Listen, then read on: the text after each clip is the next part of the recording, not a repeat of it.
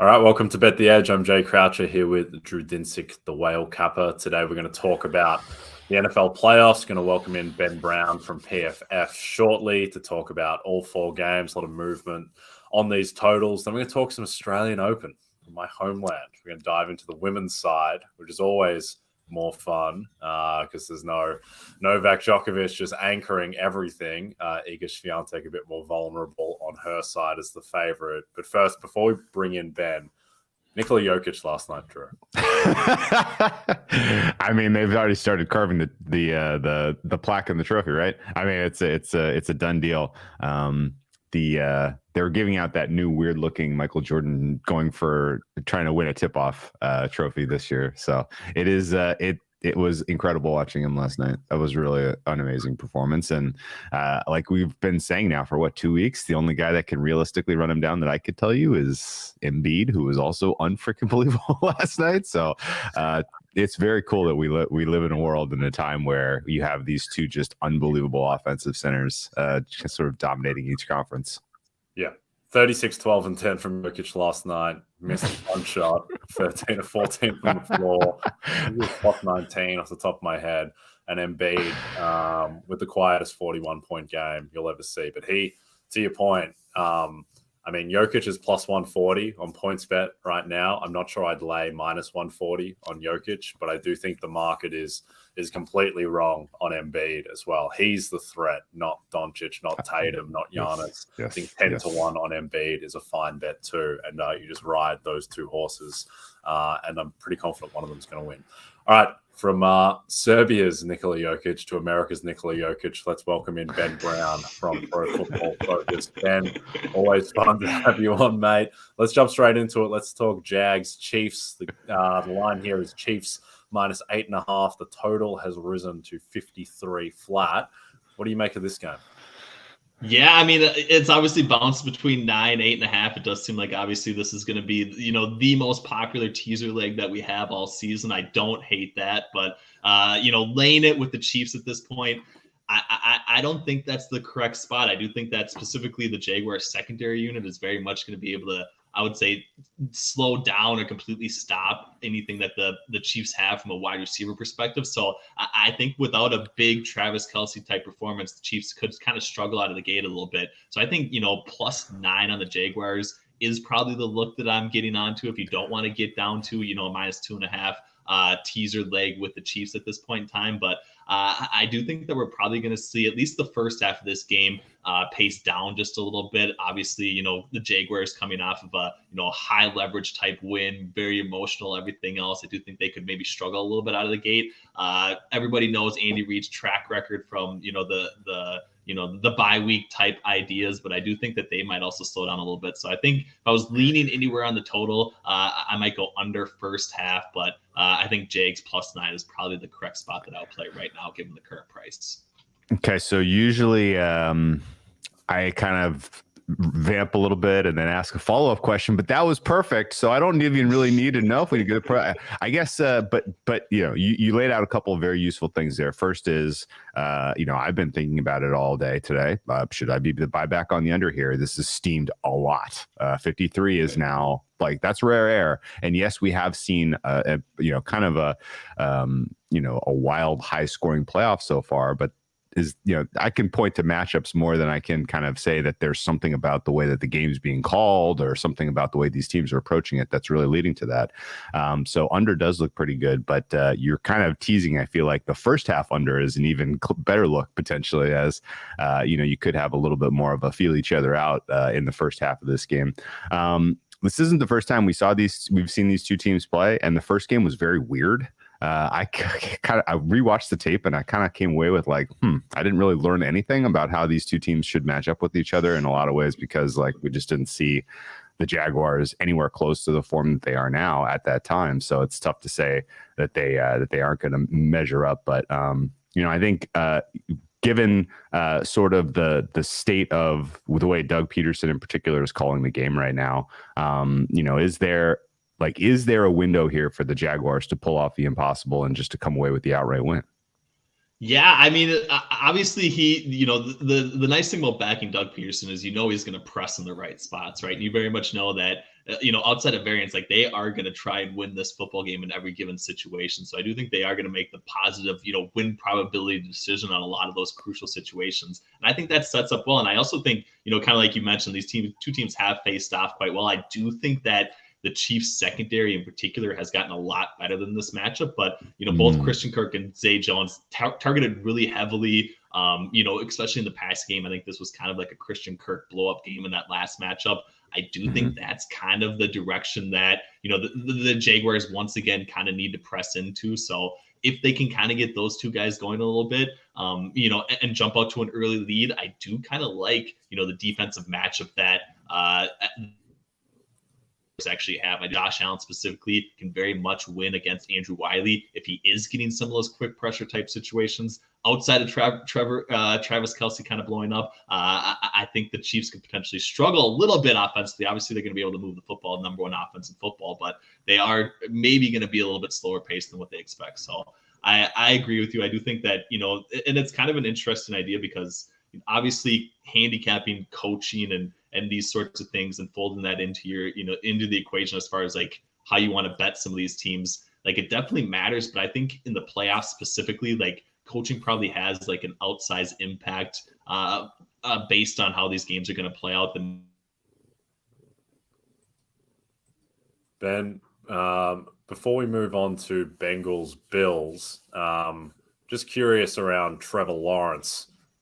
Who the past two games, Lawrence has not been the guy that I think he was for most of the second half of the season. I mean, he looked overwhelmed against the Titans, sailing balls, missing Zay Jones in the back of the end zone, and then obviously has 4 interceptions against the Chargers. I don't think they were all his fault, but also could have had a fifth. The Kyle Van Noy on one ended up being the game-winning drive.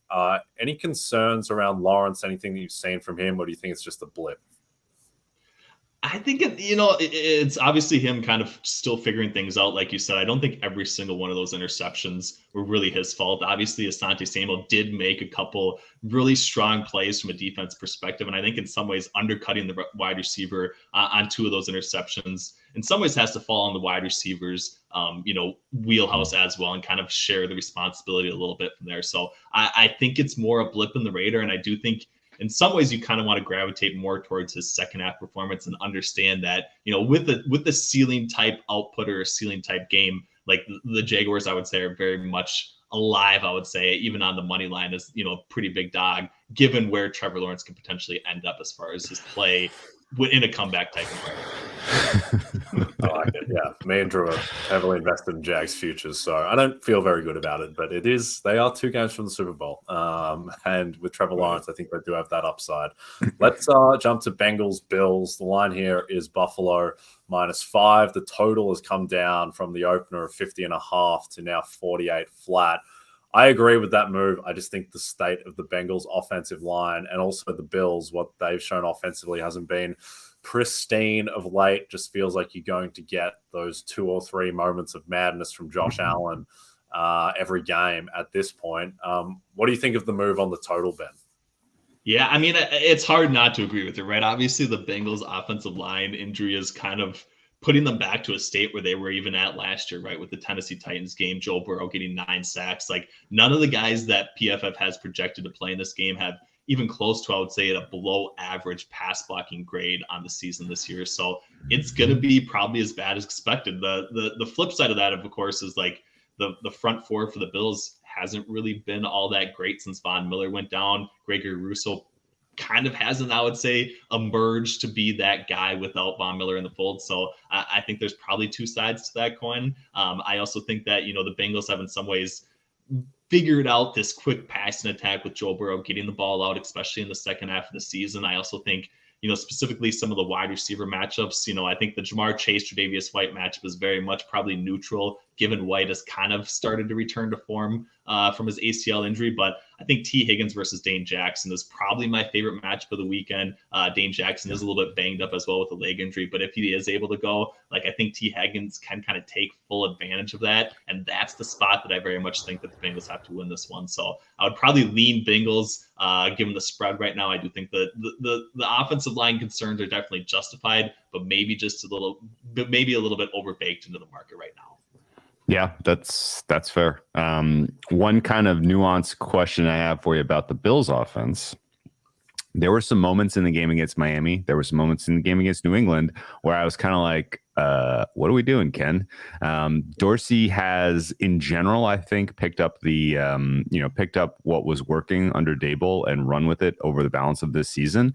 But it's felt backwards. Like, they exposed Josh Allen to a lot of hits with a lot of designed runs real early in this season. And then that's kind of fallen out of the playbook to a degree. Do you think that has just been sort of matchup dependent and, just they've been sort of trying to save it for these, matchups against the Bengals and the Chiefs potentially down the stretch here? And are we going to see more of that? Or is it literally just, they're trying to do it in a different way? And does that handicap their offense intentionally? I mean, obviously not intentionally, but does that incidentally handicap their offense?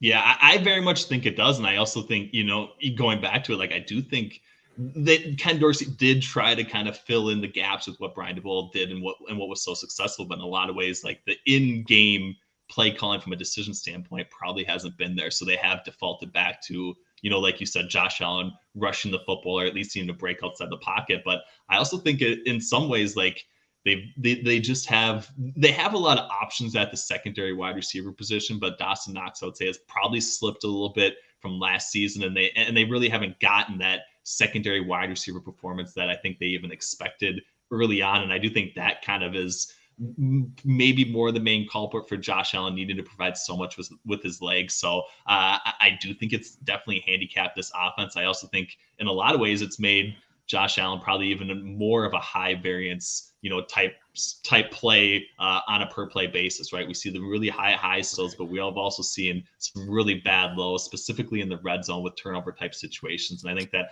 all of that can maybe in some ways be drawn back to, the offensive play calling and the switch from Daboll to Ken Dorsey, I would say.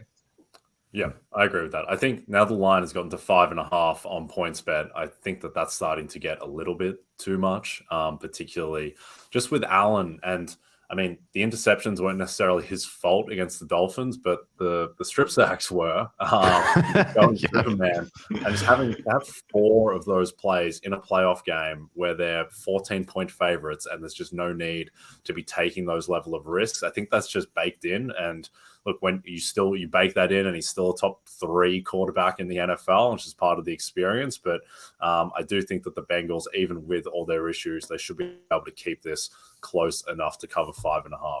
All right, before we get into the NFC, just a reminder, if you don't have the NBC Sports Predictor app, go download it now. The contests are free and easy to play, and you have a shot to win thousands this weekend by predicting what will happen in college basketball, the Premier League, where the Gunners are now shorter than even money to lift. What? It's starting to get real, Drew. It's starting to get very, very real. And also the divisional round, including a shot at $100,000 by guessing the outcome between the Jags and the Chiefs. Don't act so surprised, Drew. It's an 8-point lead now, and Man City are reeling. Let's get into Giants-Eagles. Line here is Eagles 7.5, up from the opener of 7. Total has jumped up a point from 47 to 48, briefly hit 48.5 yesterday. Now, I am on an island on this one, Ben, but I think the Eagles minus 7.5 is the best side bet of the weekend. I just don't think that the Giants' run defense is full. Their linebacking core is terrible. And the Eagles, they did whatever they wanted in the one game where the Giants did play. They're real guys. The Eagles beating them 48-22. Obviously, some concerns around Jalen Hurts, but he was a full participant in practice. And I just think the Eagles are going to do whatever they want on the ground against the Giants. But what's your read on this game? Yeah, definitely. I think I very much agree with you. I do think the Giants are overmatched. I'm seeing it, I would say, more from the defensive perspective. I do think, the matchup of Evan Neal versus Hassan Reddick is like so tilted in the Eagles' direction that it could be, the spot really that the Eagles only need to win. And if they do win that enough times, it could be kind of similar to the handicap last week with the Cowboys and the Buccaneers with Micah Parsons and DeMarcus Lawrence. Like, those two guys impacting the game so much from an offensive line perspective that the Buccaneers just couldn't move the football. I think we could in some ways see that play out once again. Evan Neal, I think, has like the 5th lowest pass blocking grade among tackles so far this season with 100 or more pass blocking snaps. Like, he's been really bad. 17% pressure rate last week. We have the Hassan Reddick matchup against him is probably the biggest matchup disadvantage of any one-on-one setting this weekend. So I think if they win there, they do have the cornerbacks, I would say, to slow down guys like Darius Slayton and Isaiah Hodgins as well. If there is, some injury concerns with Isaiah Hodgins, there's just not too many ways that I see the Eagles being successful moving the football offensively outside of Daniel Jones, alleviating pressure and potentially scrambling and getting some of those rushing attempts and those sorts of things. But outside of that, I think it's going to be a struggle for the Giants offensively, unless going back to it, Brian DeBoer has a masterclass game and absolutely is, scheming guys open, which, in some ways happened last week, but I very much think the Vikings defense is on the opposite end of the spectrum as the Eagles. So I expect the Eagles to, cover this one. I do think 7.5 is a decent spot. So I'm definitely with you, Jay, on the Eagles being, the correct side, I would say, in this matchup. Okay. Thank you, Ben. Drew, do you want to make a case for your New York Giants? Oh, my read on this game has been dead wrong since Jump Street. The fact that Hurts was a full participant in practice, I'm surprised that the market didn't move on that. Honestly, it should have moved to 8 on that, I thought. A lot of the points are fair. I think the key thing that I'm stuck on here is how to properly come up with a fair median and range for Daniel Jones's performance in this game, because going into last week, obviously, he had a pretty broad range based on what we saw over the balance of the season, right? Well, the highs were very impressive, but there were a lot of games where it was like, wow, okay, I'm not sure this guy's the answer. He comes in and performs at the 98th, 99th percentile of his range of outcomes last week. And it was his first ever playoff start, which was unexpected. So I left money on the table last week, not taking the Giants, because I was like, man, what happens if he comes and gives you a 30th percentile or a 20th percentile, which is common among first-time playoff starts for guys, right?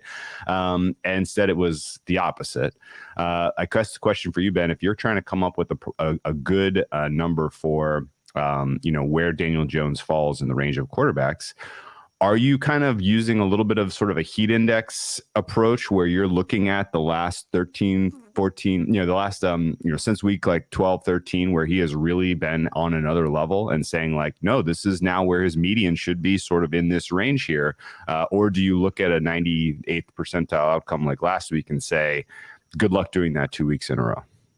Right. I very much, I would say it's the second one. I do think that, doing it 2 weeks in a row, obviously there's some context as far as what defense you're facing off and those sorts of things. But sure, it seems in a lot of ways like Brian DeBoer is kind of pushing the right buttons with Daniel Jones at quarterback. And very much, I would say it kind of started with his legs last week. And I just don't know if they're going to have that same luxury with putting that game on tape to have him once again have so many opportunities to scramble the football. Like Eric Hendricks was essentially bailing out into zone coverage every single drop back play, and they had nobody spying Daniel Jones for the first half of that game. And I just can't see the Eagles allowing Daniel Jones to beat him with their legs, kind of like the Vikings did. And if that doesn't happen, I very much think the range of expectations for his passing performance has to go back to where he's been at basically through the entire season, which has been kind of, like you said, more middling. I know he is the second best overall offensive grade from a quarterback perspective since week 9 outside of Joe Burrow. But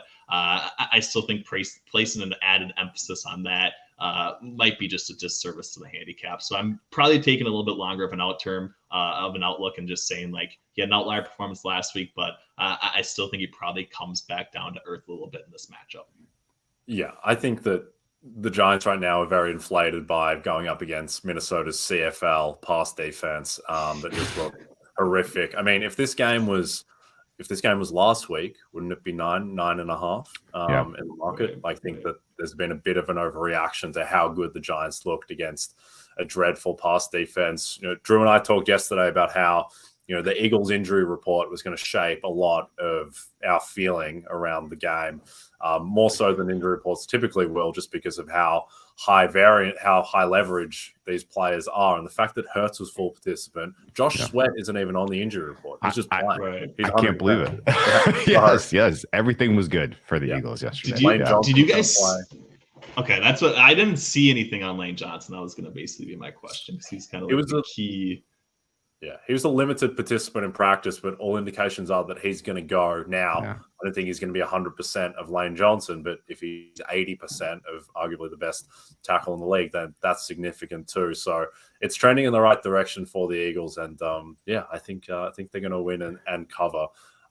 Let's jump to what I think is the best game of the weekend. Would have been Bills-Bengals, but the Bengals offensive line situation just kind of muddies that whole game. This game is not muddied.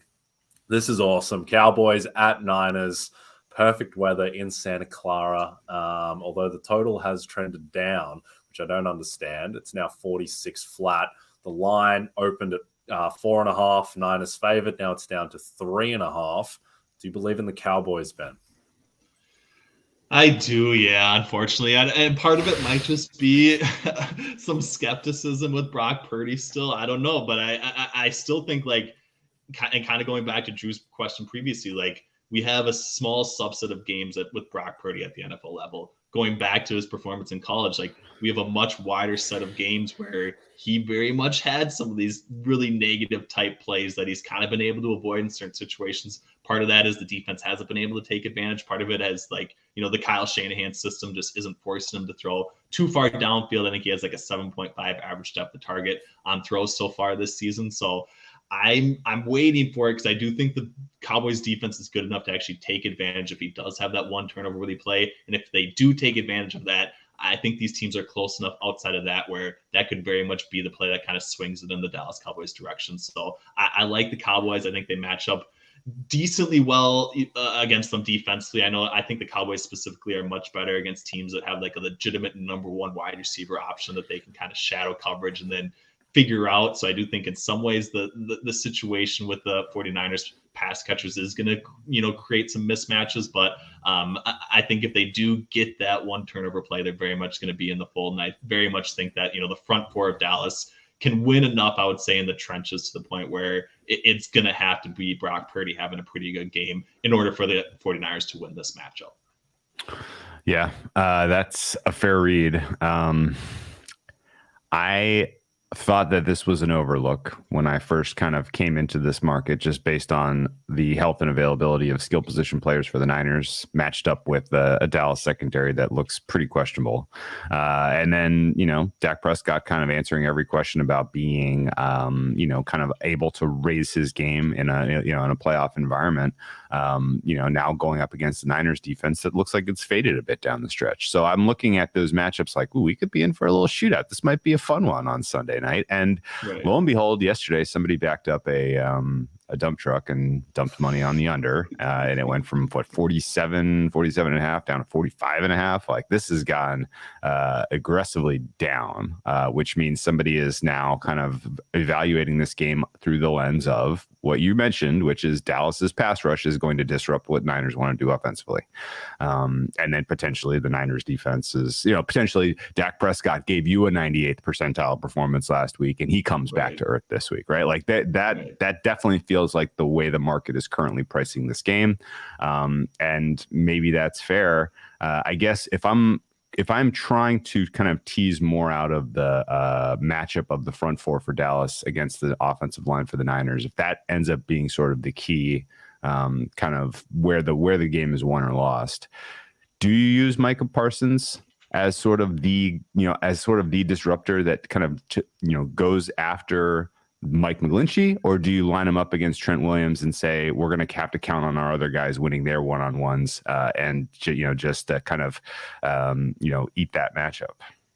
Yeah, I mean, I think DeMarcus Lawrence has been good enough where you can kind of put him against Mike McGlinchey in a higher number of pass rush situations and expect him to win. Obviously, he's not where Micah Parsons is, but he's been really good, really underrated. And I do think that matchup specifically, especially in run defense, it very much, I would say, has to be the spot that the Cowboys win. So I'm expecting more Micah Parsons versus Trent Williams snaps than Mike McGlinchey versus DeMarcus Lawrence. And I do think Lawrence is probably kind of the key for me in this one. If he can kind of win that matchup, I very much think the Dallas Cowboys are probably going to win this game.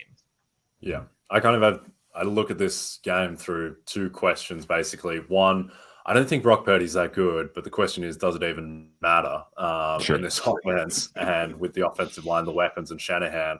And I just keep thinking back to that first drive against Seattle where Purdy was horrific. He looked completely shell-shocked, and it didn't even matter because he can have 2 terrible throws and he still gets 3 chances, and they're throwing for 15 yards a play because of the insane amount of talent they have.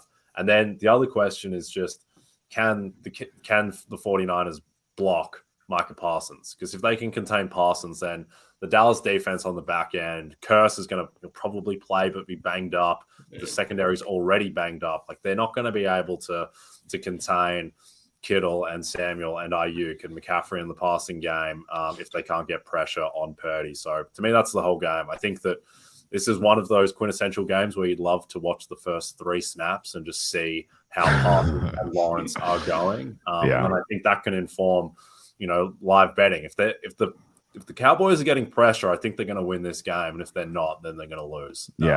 I guess what you've seen from Purdy so far, I feel like in my head, I'm like, he has a propensity to hold on to the ball a little too long. And I feel like there's a little bit of a bias where if he's rolling out one way, he's almost certainly going to try to buy time to throw, and he rolls out the other way, he's almost certainly going to scramble. Like, do you think there's enough tape on him that a guy like Dan Quinn comes in with like sort of the, just the aces game plan?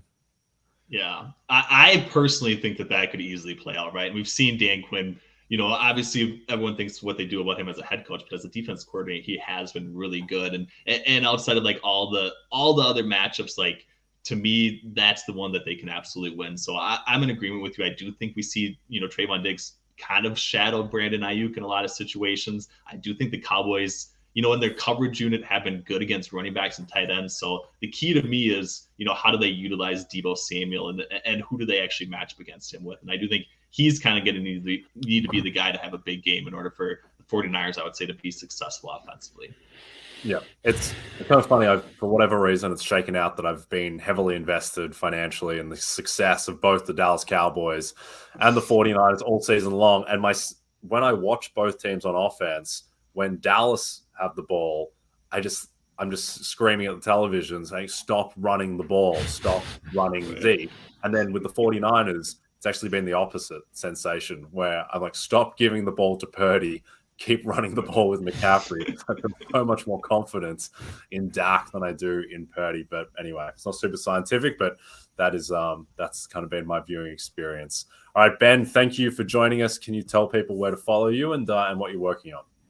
Yeah, definitely. So PFF_Ben Brown, working on a few different betting products for PFF, both in our mobile app and online, and obviously writing some content around every single game coming out here and how our kind of play-by-play simulation prices out not only the spreads and totals, but also a lot of these player props and other markets. So make sure you check it out. Definitely appreciate it. Thanks for having me on, guys. It was a lot of fun for sure. Awesome. Thanks, Ben. Go back Nikola Jokic to win MVP, my friend. Better than all this football stuff we've been talking about. All right. Before we jump into not football or basketball, the Australian Open Women's Draw. This is what it's all about. Download the Roto World app to receive breaking player news all season long. Stay ahead of the competition by favoriting players on your roster. Get the latest injury updates, player news, and much more delivered right to your phone. It's available in the App Store today. All right, women's tennis has broke my heart over the past 9 months or so. I was on Swiatek doing the French. Ever since then, it was just a downward descent onto the she's I feel terrible for Ons, but she's cost me a lot of money across Wimbledon and the US Open. But looking to bounce back, my hometown slam in Melbourne. Now, in terms of the outright market, Swiatek is the favorite, as she always is. She's plus 175. Then Jess Pegula is plus 750.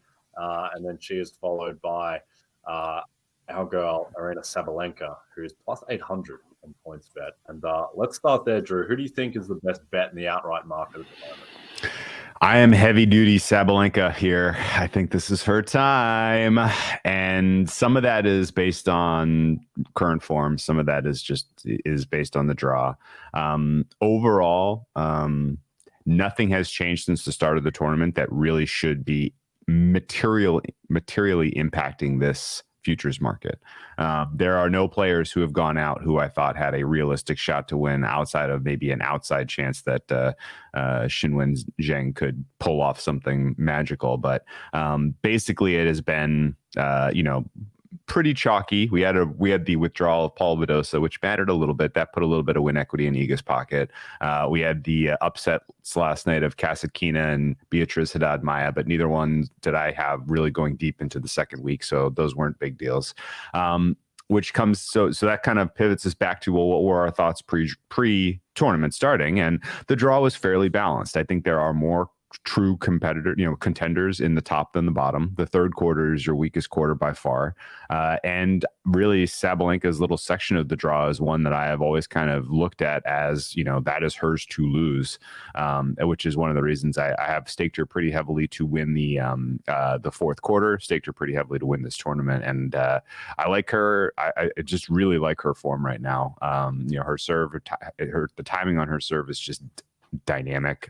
These are fast court speeds, and she is going to have the benefit of playing on center court. So even on the especially hot days, she's going to be potentially in a conditioned environment, which is nice. So a lot of things to be positive about Sabalenka finally breaking through. And 8-1 is still a bettable number. My biggest stake is at 10-1, so not a huge difference there. And you mentioned Ons Jabeur, who is also in the fourth quarter, and she has basically the draw of one of the more aggressively difficult draws that we've seen in a long time just to get to the quarterfinals. She faces an informed Vondrousova in the second round, who she's basically going to be my numbers make her a little better than a pick'em in that contest.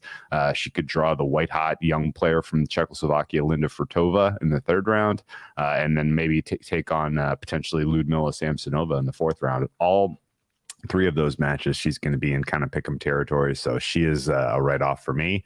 The first quarter is probably the most interesting to break down, because that coming into the draw was the quarter of death, largely because it had Iga Swiatek in it. And so far she's looked fine. Like, you can't really get super excited about her first round win in straight sets over Julie Neumeier, because there were some moments in that match where Neumeier very much could have really given her distress, but Iga won some clutch points. And in last night's performance, she comes through 6-2, 6-3 with a million breaks, and it looks on paper like a dominant win, but there were some opportunities for Osorio to really kind of make noise on her serve, which is hugely important for this tournament and these court speed conditions, right? You need to have your serve just be, on the verge of unbreakable. And she is not there right now. So she is going to be hanging on by a thread here, coming through a very challenging quarter, because after taking on a qualifier and Christina Buxa, who I think is lopsided matchup for Swiatek in the third round, she faces the villain of the summer, Elena Rybakina, potentially in the fourth round. Rybakina looks unbelievably good right now. Her match last night was she was like a cat playing with a mouse. It was very, very lopsided against an informed opponent. So Rybakina Swiatek is probably the must-watch match of the entire fourth round. It's going to be so good. If we get a Jabeur Ludmila Samsonova, that's also going to be quite amazing. But Swiatek versus Rybakina will be unreal in the fourth round. And then if she emerges from that, just true Clash of Titans, she would take on potentially Coco Gauff in the quarterfinals. Coco Gauff has added layers to her game in the offseason. She looks very, very, very good right now. I don't have much, kind of confidence that she's going to be able to beat sort of a top three player once we get to the later stages of this tournament. So I am completely bare in terms of backing her in any kind of a futures position. But she's got a much easier third round, much easier fourth round than Iga. So presumably she could have a fatigue advantage in that quarterfinal if that's the way it shakes out. So that'll be a must-watch quarterfinal as well. So really, I just think that at price, Iga is, a bet against. And if I'm looking at the first quarter prices in particular, just based on what we saw from Rybakina last night, holy smokes, 7-1 feels like a gift. Like you are absolutely, I'm absolutely waiting for the fourth quarter price between her and Iga. I'll have her on the money line in that one. And at that point, if she beats Iga and she takes on a player like Coco in the quarterfinals, I would like her there as well. Rybakina's got a little bit of a robotic sort of, not very emotional, doesn't really like kind of, show it on court, the sort of the intensity and the, pressure of the moment, and that's what you need to be a slam champion. That's how she got by Ons Jabeur in the Wimbledon final. So Rybakina is sort of the one standout that I've seen so far that would be worth a bet in the first quarter. Yeah, Rybakina Collins is going to be awesome. There's not going to be, are there going to be any rallies in that match? What a clash of styles! Oh my gosh, Collins every single point just giving herself the business, and Rybakina just. Yeah, it's steady Eddie. I agree with your breakdown. I think Sabalenka is the best bet in the outright at the moment, just avoiding that ridiculous quarter one, which is just insane. So I think really she is, to your point, she's the best bet in the outright. The other players I want to get your thoughts on. So one, Ludmila Samsonova, who I was heavily invested in the US Open, and she got to, I think, the fourth round and then just completely melted down against Isla, blowing about 9 set points. One of the most infuriating games you'll ever watch. And Samsonova, the reason I backed her and I took her at 50-1 is that when she is on, she's just unplayable. When she is on, you cannot beat her in the same way that, we've seen from Rybakina. When she's on, you just can't do anything against her. Now, Samsonova seems to be very mentally fragile and it seems to really fall apart quickly with her. But she is one who I just think at, there's still 40-1, 50-1 out there. I think that is a little bit too big for someone with her upside. And then maybe the one I'm more interested in is Barbara Krejcikova, who she is in incredible form. She's got recent wins over Swiatek, Bencic, Rybakina, and she's playing great at the moment. She's 33-1 on PointsBet. What do you think of on Krejcikova particularly? Yeah, she would be my bet at the moment to come out of quarter two. And I think you could probably, just looking at the overall prices, once the quarter two prices come back up, I'm going to add that to my portfolio for sure.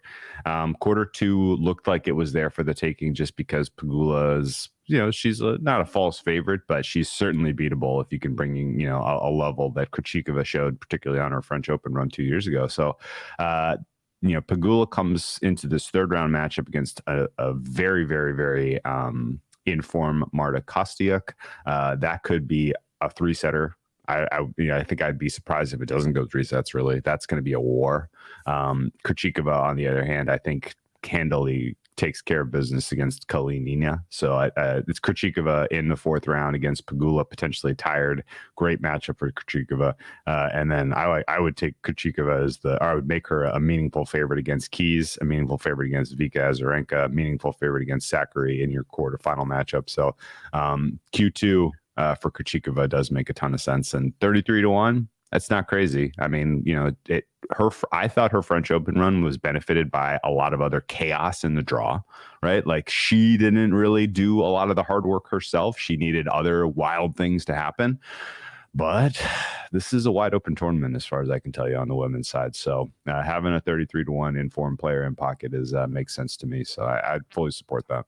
Yeah, listeners and viewers getting the full experience of the difference of Australian and American pronunciation and European names between. I go Sakkari, I think you went Sakkari, versus Rybakina, Krejcikova, Krejcikova. Doesn't matter, they're all going to win. But yeah, please, everyone should just pay attention to tennis, pay attention to the Australian Open, pay attention to the slams. It's such an amazing betting sport. It's just a good sport generally, and there are huge edges to be found. These quarter prices are just all the prices that Taylor Fritz was at before the tournament were just absolutely insane. But we will be following along, and we'll break down the men's bracket in due time as well. All right. Don't forget to check out NBCSportsEdge.com for more information to help you with your wagers. Thanks to those watching on the NBC Sports YouTube channel. And if you're listening to us in podcast form, please don't forget to subscribe and rate us. From Jay Croucher and Drew Dinsick. We'll be back soon.